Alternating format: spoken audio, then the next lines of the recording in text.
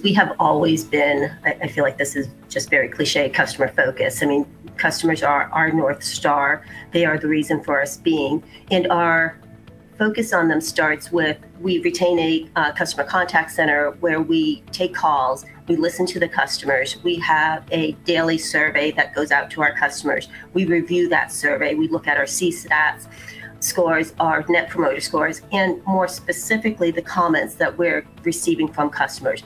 And we're aggregating that and looking to say, what action do we need to take on this information we're seeing?